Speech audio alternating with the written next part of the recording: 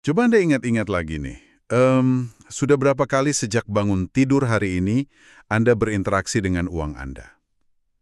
Wah, kalau dihitung pasti lumayan banyak ya. Bener banget. Mungkin Anda menggesek kartu debit waktu beli kopi pagi tadi. Atau melakukan transfer cepat lewat mobile banking buat bayar tagihan internet bulanan. Atau sekedar top up e-wallet karena mau pesen makan siang kan? Nah, iya persis. Semuanya terasa terjadi begitu saja dalam hitungan detik. Sangat instan, sangat mulus, nyaris tanpa gesekan sama sekali. Seolah-olah uang Anda itu cuma deretan angka yang berpindah secara ajaib melalui udara. Betul. Tapi, pernah nggak sih Anda berhenti sejenak dan berpikir, di balik kemudahan yang rasanya kayak sihir ini, sebenarnya ada sebuah ekosistem raksasa, mesin yang super kompleks, dan dijaga dengan regulasi yang sangat ketat. Dan mereka ini bekerja keras siang malam tanpa henti loh. Itu poin yang krusial banget. Kemudahan instan yang kita nikmati setiap hari itu, jujur aja sering bikin kita terlena ya. Kita jadi lupa untuk melihat ke balik layar, padahal sistem di belakangnya ini sedang mengalami perombakan besar-besaran. Pastinya. Dan itulah misi kita dalam sesi eksplorasi hari ini. Tujuan kita di sini bukan untuk duduk manis dan menghafal istilah-istilah perbankan dari buku teks yang membosankan, sama sekali bukan. Kita akan membedah secara nyata bagaimana uang Anda dikelola, bagaimana uang hasil kerja keras itu dilindungi sistem keamanan berlapis, dan yang paling penting, bagaimana teknologi digital sedang secara radikal menulis ulang aturan main di sektor keuangan Indonesia. Sepakat. Dan untuk membantu kita memetakan ekosistem raksasa ini supaya nggak tersesat, penelusuran mendalam kita kali ini bertumpu pada setumpuk catatan presentasi yang sangat komprehensif. Materi ini disusun oleh Muhammad Afifullah SHMH, bertajuk Produk dan Jasa Perbankan, Ekosistem, Inovasi, dan Regulasi. Catatan yang sangat padat wawasan. Banget. Catatan ini benar-benar membedah anatominya. Mulai dari struktur fundamental, inovasi digital yang lagi tren, sampai tameng perlindungan buat Anda sebagai nasabah. Oke, mari kita bedah ini. Mari kita mulai. Kita mulai dari konsep yang paling fundamental dulu ya. Kalau kita kupas semua aplikasi canggih dan gedung pencakar langitnya, itu apa sih fungsi utama sebuah bank? Kalau disederhanakan, pada dasarnya bank itu adalah jembatan. Jembatan besar ya. Di satu sisi, jembatan. Ada masyarakat atau entitas yang punya kelebihan uang.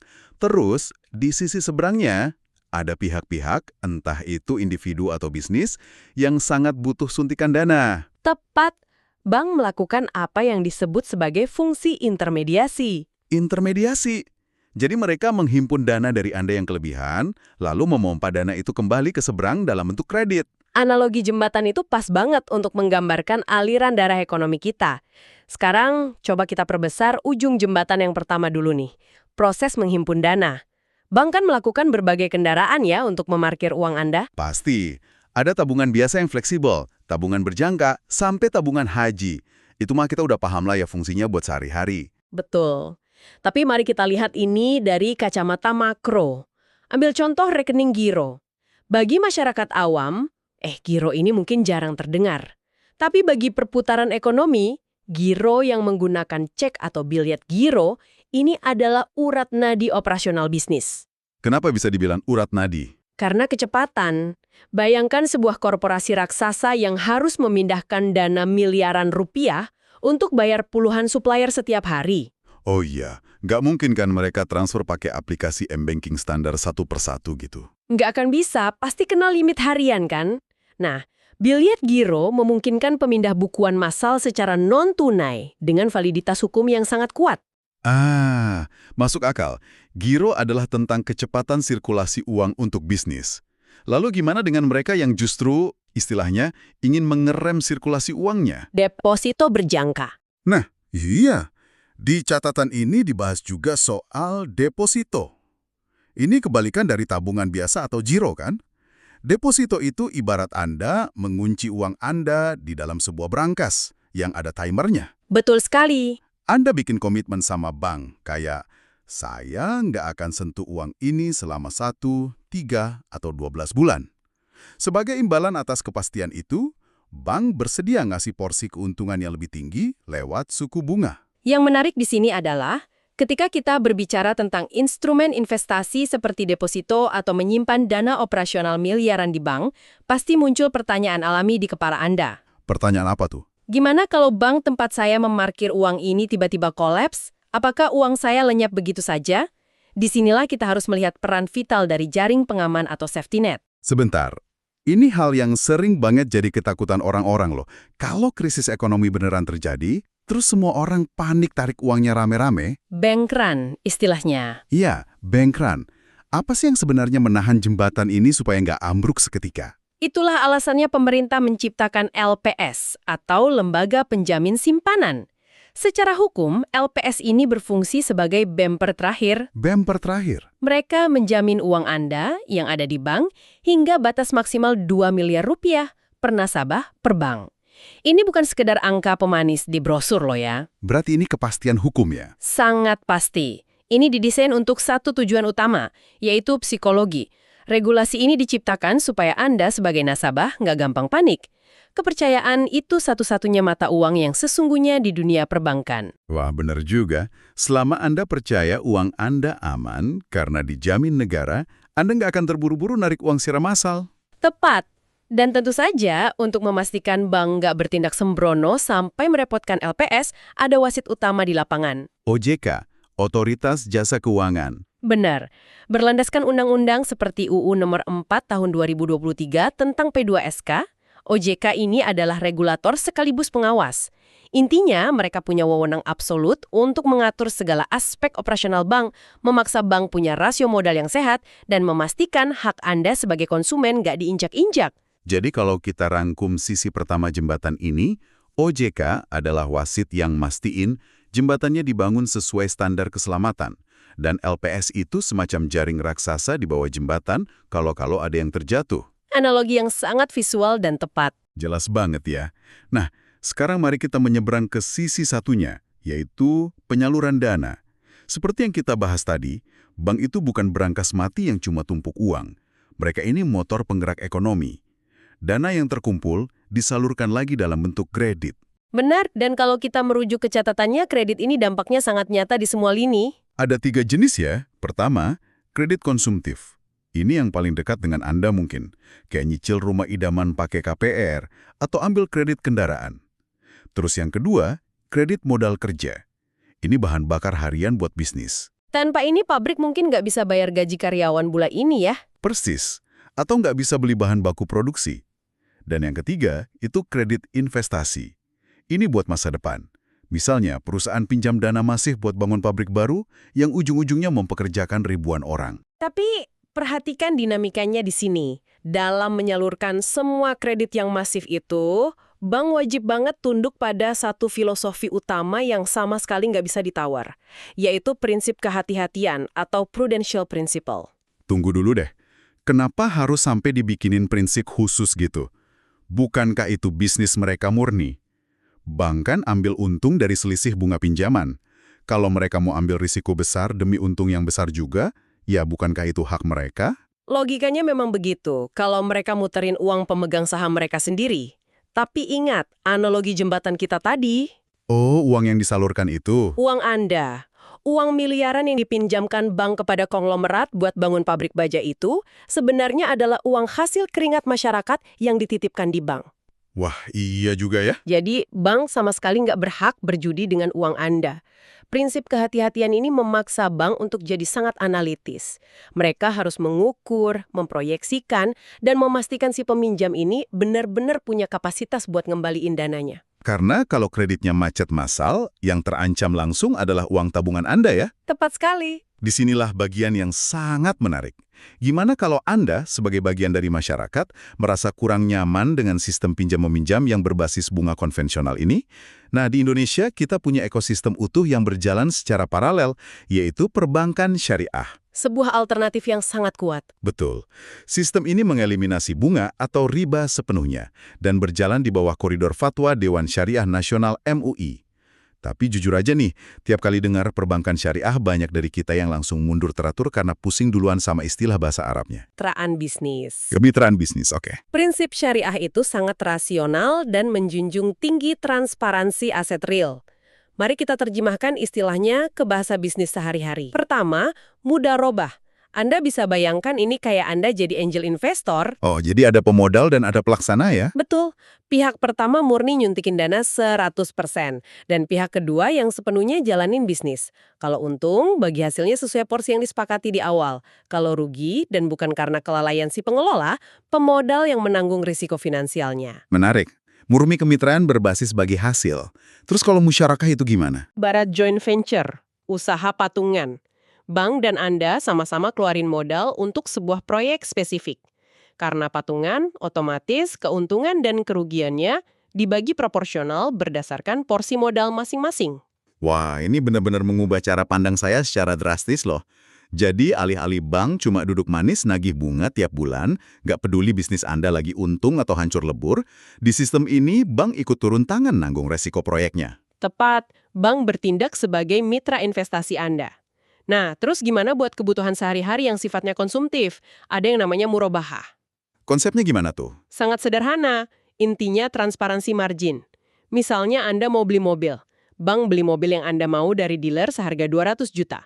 Lalu bank jual mobil itu ke Anda dan bilang, saya jual ke Anda pakai skema cicilan seharga 220 juta ya. Jadi kita tahu persis berapa keuntungan yang diambil bank dari awal. Persis, sangat transparan di depan. Dan yang terakhir ada ijaroh. Ini pada dasarnya adalah kontrak sewa-menyewa hak guna barang atau jasa tanpa ada pemindahan kepemilikan di awal. Ah, saya mengerti sekarang. Jadi seluruh paradigma syariah ini menggeser transaksinya dari sekedar memperjualbelikan uang menjadi memperjualbelikan atau menyewakan aset dan jasa yang nyata. Sangat logis dan sangat adil kan? Oke, sekarang mari kita lompat dari fondasi sistemik yang berat ini menuju ke realitas yang ada di layar ponsel cerdas di tangan Anda. Kita masuk ke era modern. Kalau kita rewind mundur beberapa dekade, interaksi sama bank itu kan makan waktu banget ya. Harus siapin waktu seharian kadang-kadang. Iya, Anda harus pergi ke gedung bank, ambil nomor antrian, duduk berjam-jam, cuma buat ketemu teller. Tapi hari ini, wajah perbankan sudah berevolusi jadi rentetan kode digital yang kerjanya di belakang layar. Kita lagi melihat ledakan fee-based income yang digerakkan sama teknologi. Benar, transisinya luar biasa cepat. Anda pindahin uang lintas bank, hitungan detik via sistem BI Fast. Anda tap e-money di gerbang tol, nggak perlu lagi nurunin kaca mobil. Anda check out belanjaan di e-commerce, lewat payment gateway ya udah nyambung. Infrastruktur ini pelan-pelan nyingkirin wujud fisik bank dari pandangan kita. Nah, jika kita hubungkan ini dengan gambaran yang lebih besar, transformasi yang Anda sebutkan tadi sebenarnya baru permulaannya saja loh. Oh ya, belum puncaknya. Belum. Industri perbankan saat ini lagi bergeser dari sekedar bikin aplikasi m-banking yang mulus menuju apa yang disebut sebagai banking as a service. Masa depan perbankan itu bersandar pada teknologi API atau Application Programming Interface. Maksudnya, sistem bank buka semacam pintu belakang gitu supaya bisa nyambung sama aplikasi lain. Persis begitu. Bank mengizinkan platform pihak ketiga untuk mengakses layanan mereka secara aman. Ini yang melahirkan fenomena raksasa bernama embedded finance. Layanan perbankan ditanamkan ke dalam aplikasi yang sebenarnya bukan bank. Contoh nyatanya di keseharian kita gimana tuh? Gini, Anda lagi buka aplikasi pesan tiket pesawat, waktu sampai di halaman pembayaran, tiba-tiba muncul opsi, cicil tiket ini selama 6 bulan. Anda klik, isi data sedikit, dan disetujui dalam semenit. Wow, iya juga ya. Sadar nggak? Anda baru saja ambil kredit dari sebuah bank tanpa pernah sekalipun buka aplikasi bank tersebut. Banknya udah ngelebur. Menyusup halus banget ke dalam ekosistem gaya hidup Anda.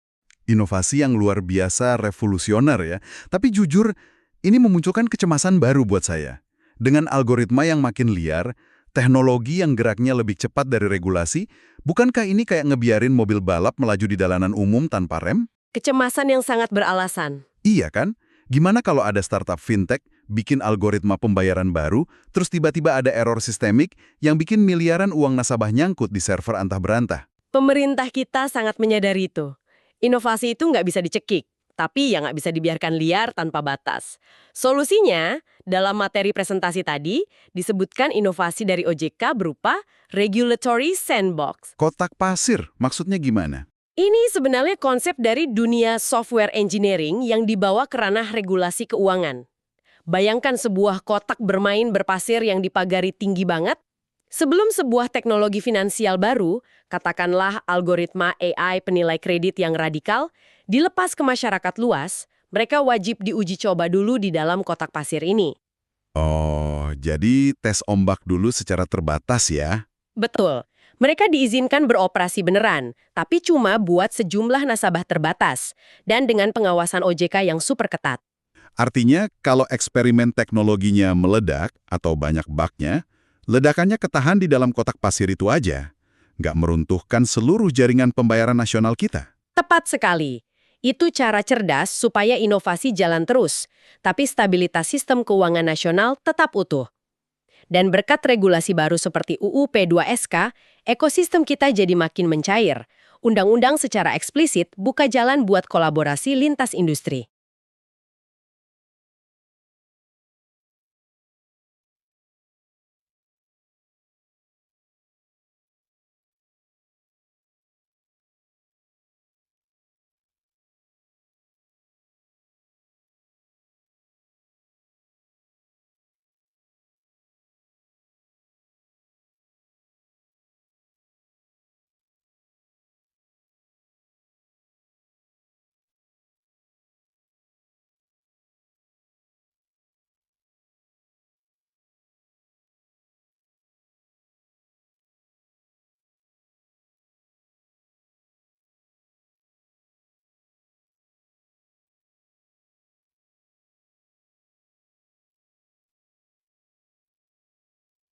Ini sebenarnya konsep dari dunia software engineering yang dibawa ke ranah regulasi keuangan.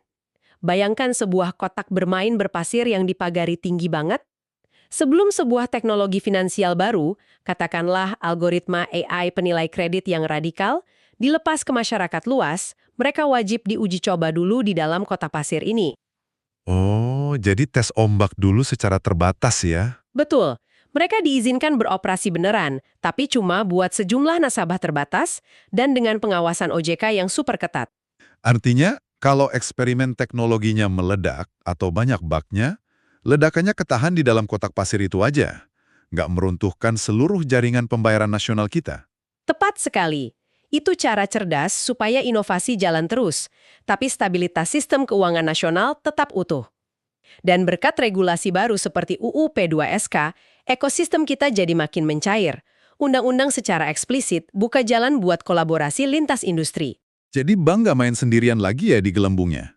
Enggak lagi, bank sekarang diizinkan nyuntikin modal, akuisisi lembaga keuangan lain, kayak asuransi, atau kolaborasi intim sama perusahaan fintech. Bahkan BPR atau Bank